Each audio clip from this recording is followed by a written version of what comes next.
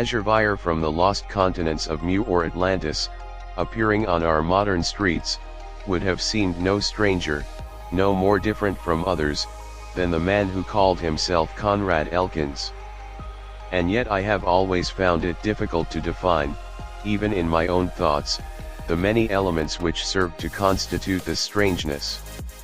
It would seem, since we think mainly in words and are often dependent upon them for the clarification of our ideas, that the adjectives which would fitly describe Elkins were as yet non-existent in our vocabulary, that they could be found only in some unimaginably subtle, complex, and refined language, such as might be developed through long cycles of elaborating culture and civilization on an older and riper planet than ours. Even at first sight I was greatly struck, not to say startled, by the man's personality. Perhaps the thing which arrested me more than all else was the impossibility of assigning him to any known ethnic stock. It is my theory that no human being is so individual that he does not possess obvious earmarks which place him immediately among the tribes of mankind, and I am prone to pride myself on a sedulously cultivated gift for analyzing offhand the nationality and racial affiliations of any given person. But Elkins baffled me. His extreme pallor, his fine hair and clear-cut lineaments were, in a general sense, indicative of Caucasian origin, yet I could not find the distinguishing features of any American, European or Asiatic branch of the white race. Also, I could not have told his age. He seemed young, when one considered the smoothness of his face, and yet there was a hint of something incalculably old in his expression. His garb was modish and well-tailored, with nothing in the least unusual or eccentric. In this, as in all other things, he gave always the subtle impression of desiring to avoid notice. He was a little under medium height and of strangely delicate build, and his features, considered by themselves, were almost effeminate, apart from the great brow of uncorrugated ivory, which resembled the one that we see in the portraits of Edgar Allan Poe. The small, intricately convoluted ears, the short, deeply curved lips, and the queer exotic molding of the sensitive nostrils all seemed to bespeak the possession of more highly developed senses than are normal to mankind. His eyes were very large and luminous, of an indescribable purplish color, and did not flinch, as I had occasion to observe, before the most intense light. His hands too were quite remarkable, in their extreme fineness, flexibility, and vigor. They were the hands of a super surgeon or a super artist. The man's habitual expression was wholly enigmatic. No one could have read his mind, and this not from any lack of mobility or expressiveness in the lineaments themselves, but rather, I felt sure, from the unknown character of his ideas and motivations. About him there was an aura of remote, recondite knowledge, of profound wisdom and aesthetic refinement. Assuredly he was a mystery from all angles, and anyone who has gone into chemistry as I have is almost inevitably a lover of mysteries. I made up my mind to learn all that I could concerning him. I had seen Elkins a number of times, on the streets and in libraries and museums, before the beginning of our actual acquaintance. Indeed, the frequency of our meetings in the multitudinous Babel of New York was so phenomenal that I soon decided that he must have lodgings near mine and was perhaps engaged in similar studies. I made inquiries regarding him from librarians and curators, but learned nothing more than his name and the fact that he had been reading the works of Havelock Ellis and other modern authorities on sex, as well as many books in biology, chemistry, and physics. The motives which prompted his visits to the natural history and other museums were seemingly of a general nature. But evidently he was seeking to familiarize himself with certain branches of modern science as well as archaeology.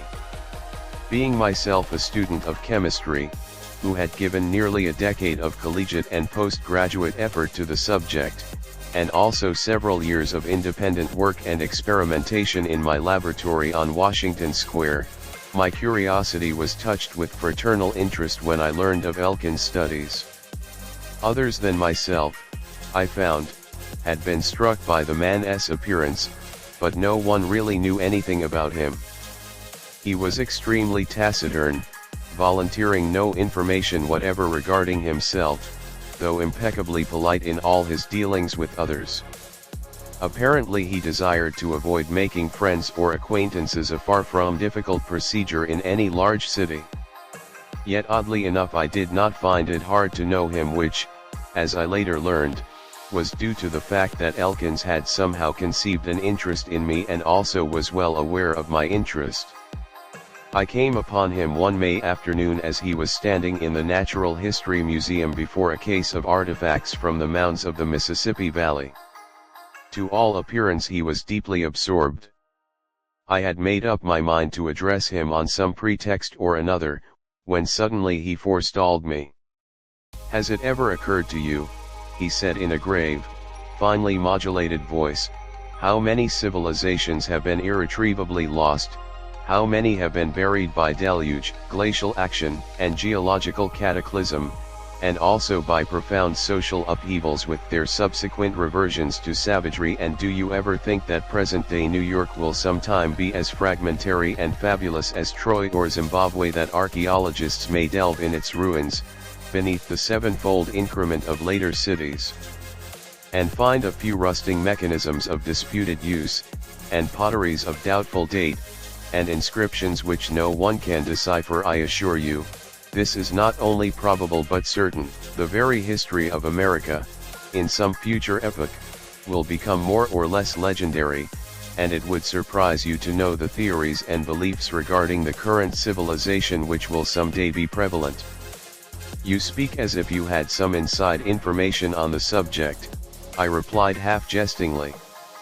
Elkins gave me a quick, inscrutable glance. "I am interested in all such things," he said. "And by the same token, Mr. Pastor, I believe you are something of a speculative thinker yourself, along different lines. I have read your little thesis on the cosmic rays. Your idea, that these rays might become a source of illimitable power through concentration, appeals to me. I can safely say that the idea is quite ultramodern." I was surprised that he knew my name, but obviously he had made inquiries similar to mine. Also, of course, I was pleased by his familiarity with the treatise that was generally looked upon as being rather advanced, not to say fantastic, in its theories. The ice being thus broken, the growth of our acquaintance was rapid. Elkins came to my rooms and laboratory many times, and I in turn was admitted to his own modest lodgings, which, as I had surmised, were only a few blocks away from mine on the same street.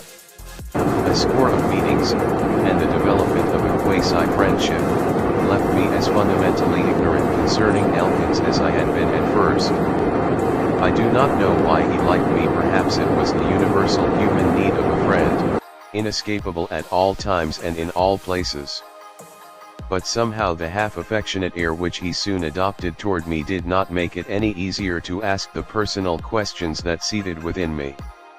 The more I came to know him, the more I was overcome by a sense of impossible seniority on his part, by the feeling that he must be older, and intellectually more evolved than myself, in a fashion that could not be measured by tabulated or classified knowledge. Strangely, since such a feeling has been unique in my experience, I was almost like a child before him, and grew to regard him with something of the awe which a child conceives toward an elder who is seemingly omniscient. Nor was the awe conditioned at first by anything which he actually said or did. The furnishings of his rooms were as non-committal as the man himself. There was nothing to seize upon as indicating his nationality and antecedents. However, I saw at once that he was a linguist, for there were books in at least 4 modern languages. One, which he told me he had just been reading, was a recent and voluminous German work on the physiology of sex. "Are you really much interested in that stuff?" I ventured to ask. "There is, it seems to me, overmuch discussion and all too little knowledge regarding such matters." "I agree with you," he rejoined. "One hears of special knowledge, but it fails to materialize on investigation. I thought that I had an object in studying this branch of 20th century science, but now I doubt greatly if there is anything of value to be learned. I was struck by the tone of intellectual impersonality which he maintained in all our discussions, no matter what the subject. His range of information was obviously vast, and he gave the impression of boundless reserves, though there were certain avenues of science, generally looked upon as important in our day, to which he seemed to have given only a somewhat cursory and negligent attention. I gathered that he did not think much of current medicine and surgery, and he startled me more than once by pronouncements on electricity and astronomy that were widely at variance with accepted ideas. Somehow, at most times he made me feel that he was discreetly curbing the full expression of his thoughts. He spoke of Einstein with respect and seemed to regard him as the one real thinker of the age, mentioning more than once with great approval his theories concerning time and space. Elkins showed a tactful interest in my own chemical researches, but somehow I felt that he looked upon them as being rather elementary. Once in an unguarded manner, he spoke of tea.